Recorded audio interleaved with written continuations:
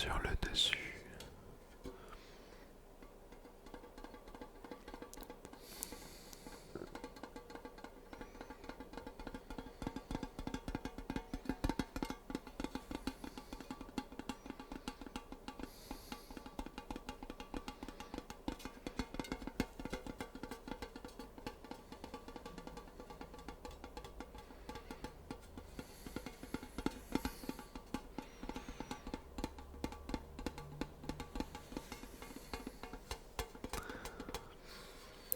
Rien que d'écouter le bruit de la pluie me fait repenser, le bruit du tapping justement, me fait repenser à la pluie qu'il y a eu cette semaine. Attention, je vais essayer d'ouvrir la boîte sans faire trop de bruit. Aïe, j'ai réveillé tout le monde.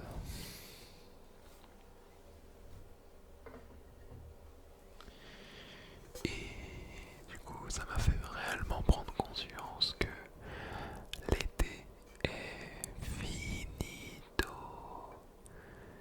Finito.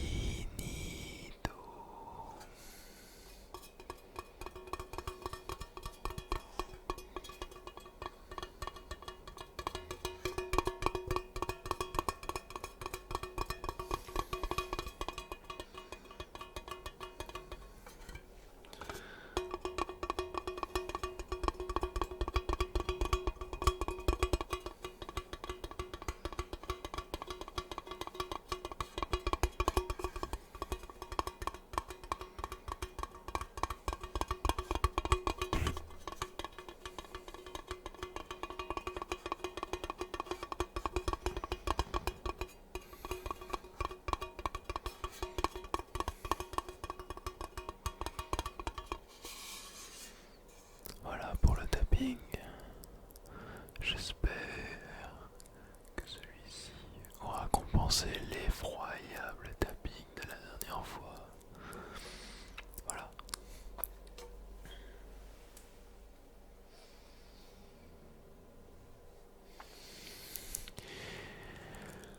Alors, vous l'aurez peut-être deviné si j'ai laissé un indice sur la miniature.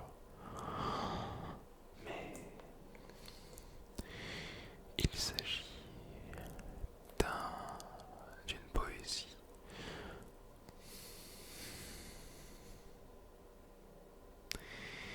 D'Arthur Rimbaud. Alors, je vais vous lire la préface. Rimbaud, poésie complète. Si l'on devait citer le poète qui a exercé l'influence la plus profonde sur la poésie du XXe siècle, il faudrait nommer Rimbaud. Avec plus de hardiesse encore que Baudelaire, il a étendu le champ d'exploration de la poésie. Avant lui, l'expérience poétique était principalement l'expérience de la création littéraire. Après lui, la poésie devint un moyen de connaissance. C'est qu'il n'a pas hésité à se mettre en communication avec la part inconnaissable de lui-même. Il y a découvert un grand jeu d'images, fleurs éclatées, filles à lèvres d'orange, déluge et miracle, un jeu dont chaque figure ressemble à un message marqué d'un sceau incompréhensible et sacré. Dès lors, Rimbaud va libérer tous les phénomènes et de l'inconscient, préparer les voies du surréalisme et créer, si l'on veut, un nouveau mystère dont les symboles resteront étrangers au merveilleux et au fantastique.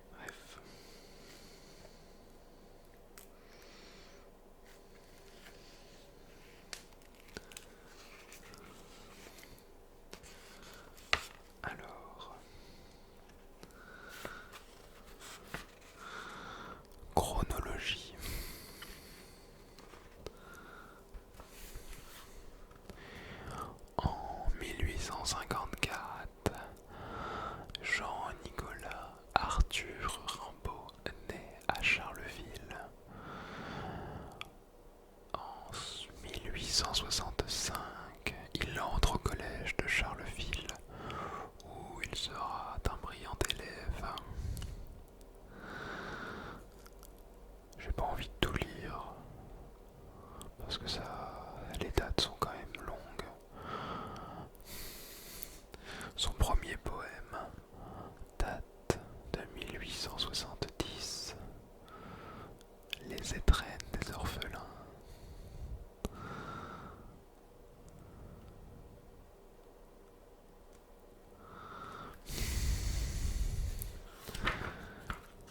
J'espère que ça n'a pas fait trop de bruit. Oups.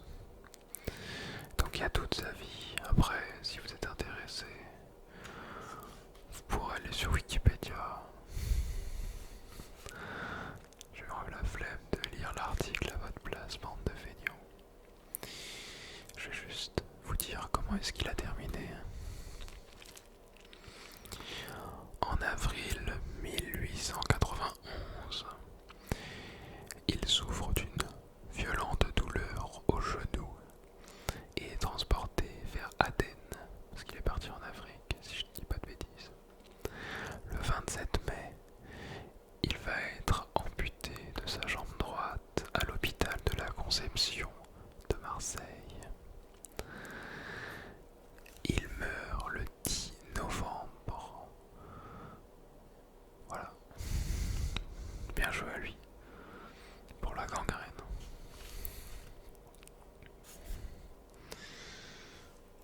Alors, le premier poème que je voulais vous lire s'intitule Trois baisers.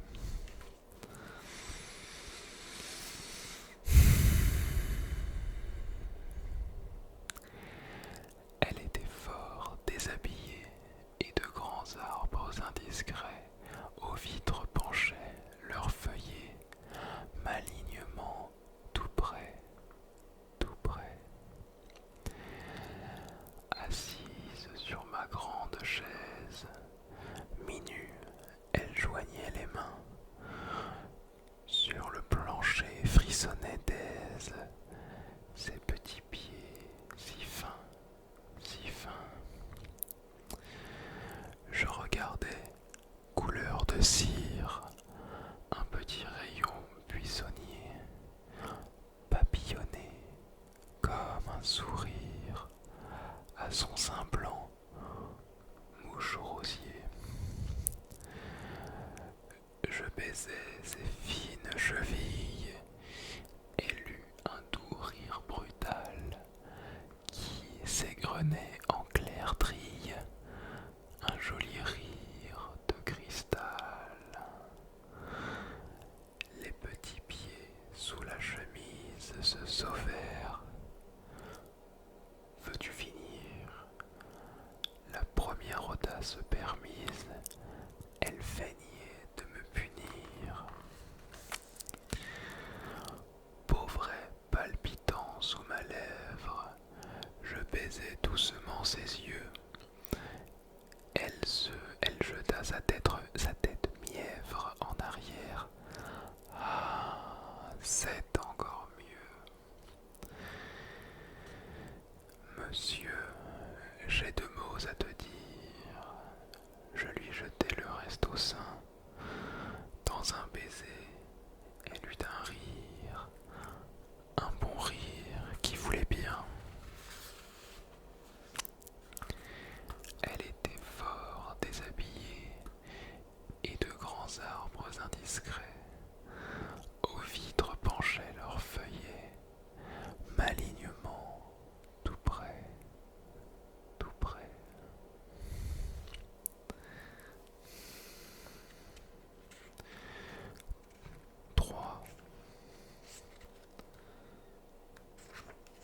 Trois baisers. Ce n'était pas celui-ci que j'avais étudié, mais néanmoins quand je l'ai relu, il m'évoquait quelques souvenirs. Donc il est possible que je l'ai étudié dans un texte.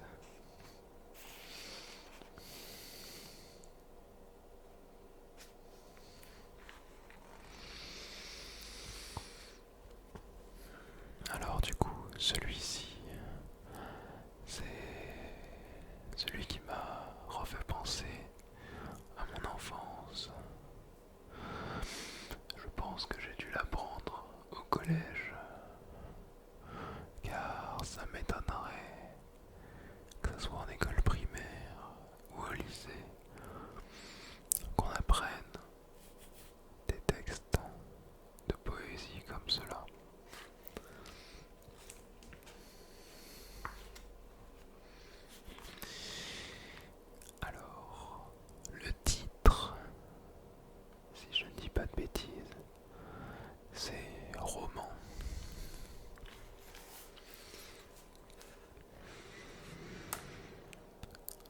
pas sérieux quand on a 17 ans.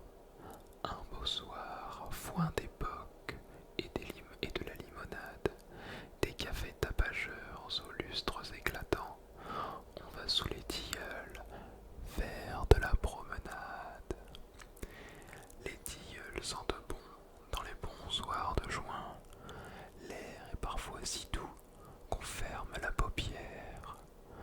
Le vent chargé de bruit, la ville n'est pas loin, a des parfums de vigne et des parfums de bière.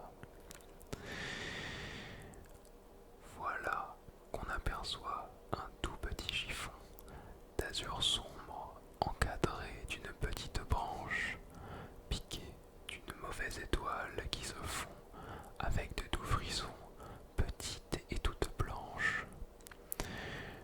Nuit de juin, 17 ans, on se laisse griser, la sève et du champagne et vous monte à la tête.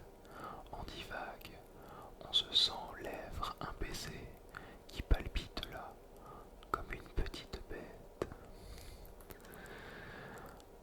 Le cœur fou Robinson à travers les romans, lorsque dans la clarté d'un pâle réverbère passe une demoiselle au petit air charmant, sous l'ombre du faux col effrayant de son père.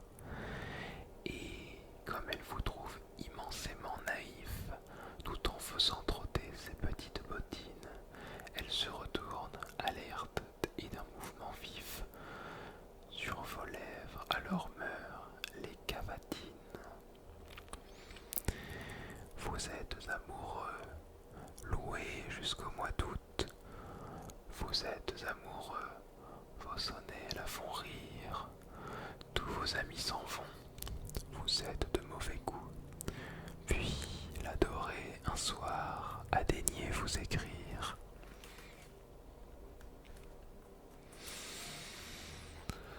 Ce soir-là, vous rentrez au café éclatant, vous demandez des bocs ou de la limonade. On n'est pas sérieux quand on a 17 ans et qu'on a des tilleuls verts sur la promenade.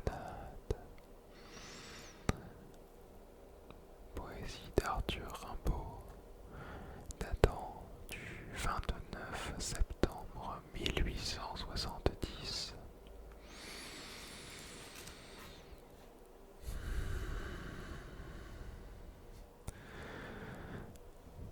Voilà, j'espère que cette lecture du poème qui m'a marqué vous aura plu. J'en ai sélectionné quelques autres, mais c'est celui-ci que j'avais envie de partager avec vous aujourd'hui.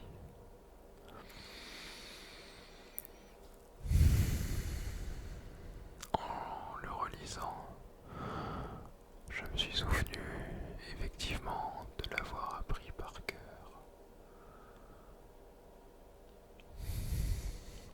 Même si là, quelques vers me revenaient, mais j'aurais été incapable de le réciter sans le relire.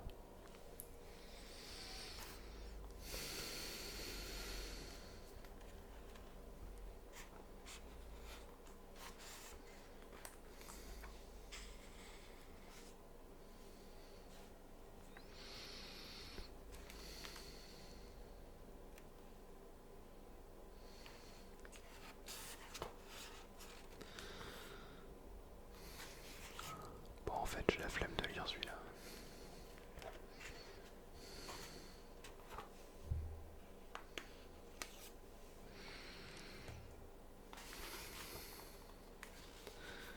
Alors, celui-ci s'intitule Rêver pour l'hiver. Ça tombe bien, il fait de plus en plus froid le matin, ça caille. L'hiver, nous irons dans un petit wagon rose avec des coussins bleus. Nous serons bien, un nid de baisers fous repose dans chaque coin moelleux.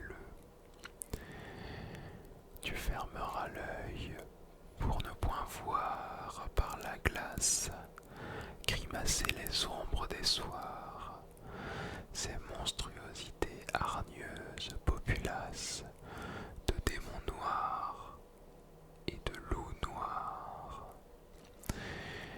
Puis tu te sentiras la joue égratignée, un petit baiser comme une folle araignée te courra par le cou et tu me diras cherche en inclinant la tête et nous prendrons du temps à trouver cette bête qui voyage beaucoup. Arthur Rimbaud, écrit en wagon le 7 octobre 1870. J'ai sélectionné ce poème car rien qu'en le lisant, je me suis imaginé, je me suis projeté les couleurs, l'atmosphère, il m'a tout de suite parlé. Alors, j'en ai un autre ici, mais je ne l'ai pas lu. Il se nomme Le Buffet. C'est un large buffet sculpté, le chêne sombre, très vieux, a pris cet air si bon des vieilles gens. Le buffet est ouvert et verse dans son ombre, comme un flot de vin vieux, des parfums engageants. Tout plein, c'est un fouillis de vieilles vieilleries, de linges odorants et jaunes, de chiffons, de femmes ou d'enfants, de dentelles flétries, de fichus, de grand-mère où sont peints des griffons. C'est là qu'on trouverait les médaillons, les mèches de cheveux blancs ou blonds, les portraits, les fleurs sèches dont le parfum se mêle à des parfums de fruits. Au buffet du vieux temps, tu sais bien, des histoires, et tu voudrais conter des contes, et du bruit quand s'ouvrent lentement des grandes portes noires. Arthur Rimbaud, octobre 1870. J'aimais bien l'allitération. Alors, en con,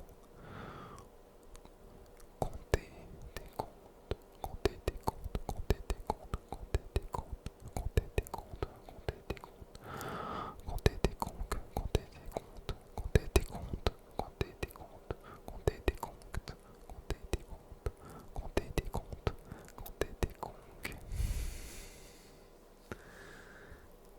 Rien que de me l'entendre dire, je trouve ça très ASMR.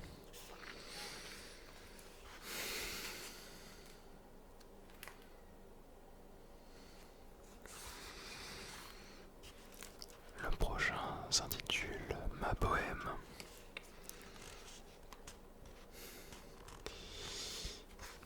Je vais le remettre devant. Tac. Je m'en allais, les poings dans mes poches crevées. Mon patelot aussi devenait idéal. J'allais sous le ciel, muse, et j'étais ton féal. Oh là là, que d'amour splendide j'ai rêvé. Mon unique culotte avait un large trou.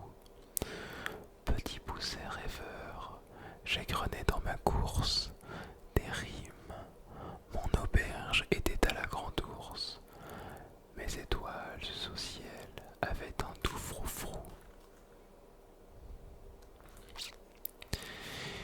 Et je les écoutais, assis au bord des routes, ces bons soirs de septembre où je sentais des gouttes de rosée à mon front comme un vin de vigueur, ou rimant au milieu des ombres fantastiques, comme des lyres, je tirais les élastiques de mes souliers blessés, un pied près de mon cœur.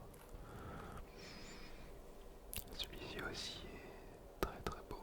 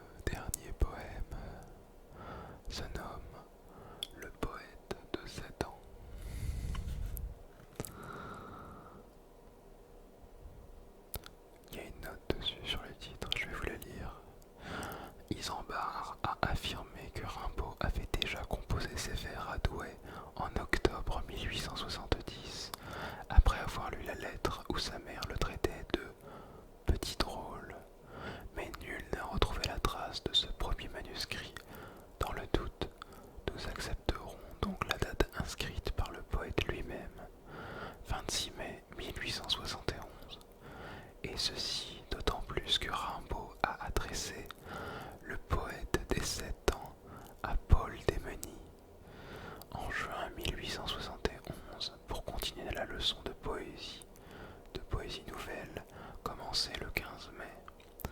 Voilà ce que j'ai fait et qui est bien différent des poésies de l'octobre précédent à brûler. Émile Noulet peut donc considérer cette pièce comme une première vision de la voyance. Le premier visage de Rimbaud, Bruxelles, édition du Palais des Académies, 1953, réédition 73. Rimbaud recherche dans son enfance les signes annonciateurs de la poésie qu'il affiche maintenant bruyamment. Là, dans l'alliance des vertus d'un âge créateur et celle d'un âge de l'expression qui en fait ne coïncident jamais, réside la recherche et la tâche de Rimbaud, son échec, son bonheur.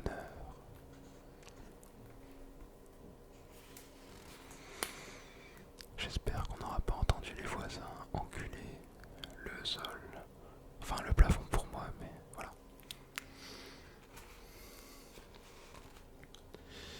Alors,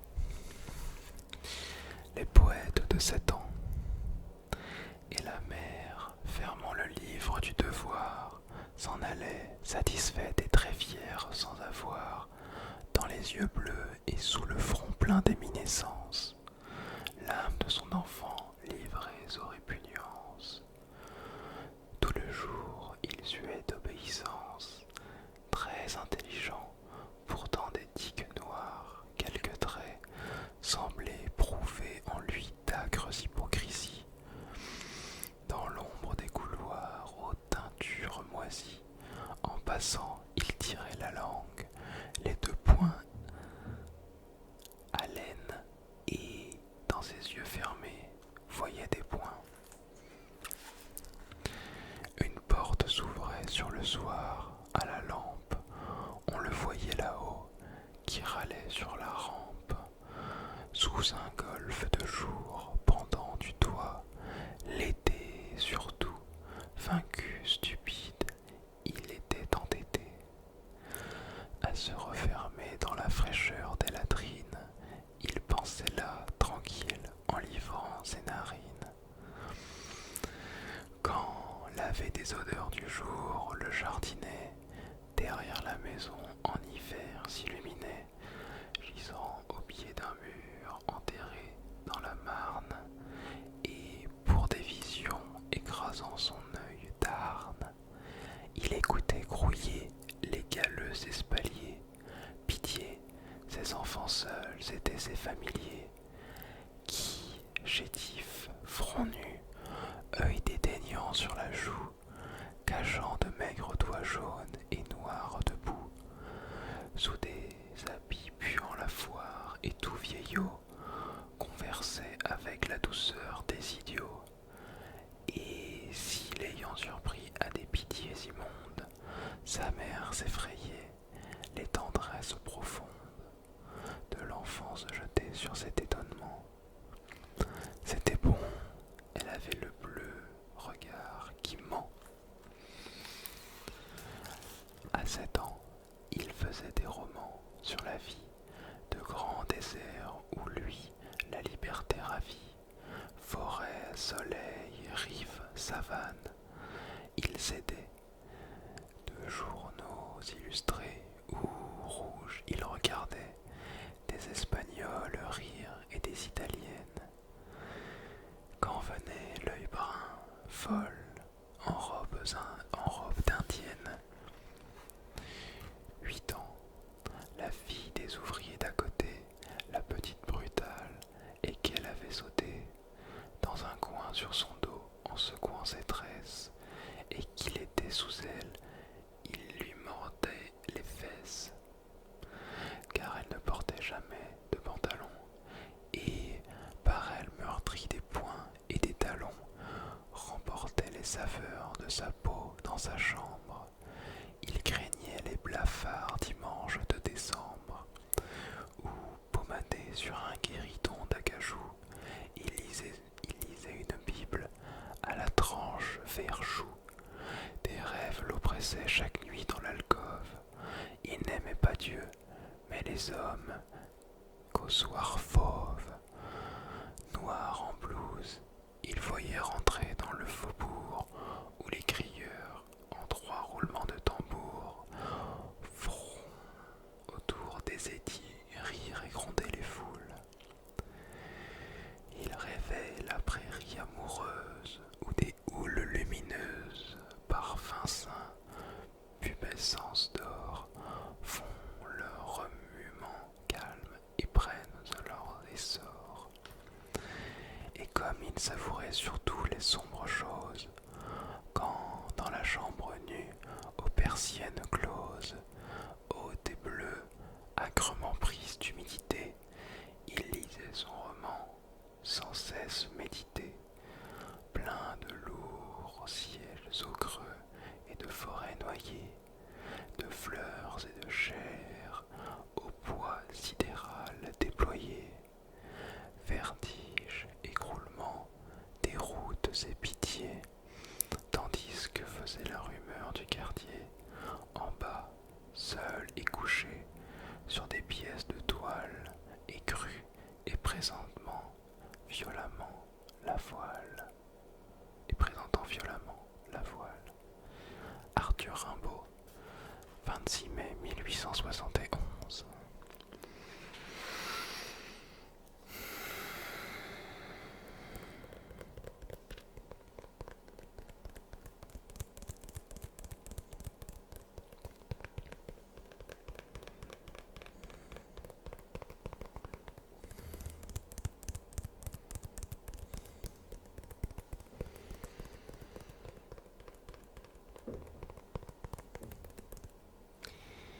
Voilà, j'espère que cette vidéo vous a plu et détendu. Je passe une dédicace à la médiathèque de Montréal qui m'a permis d'emprunter ce livre. Si la vidéo vous a plu,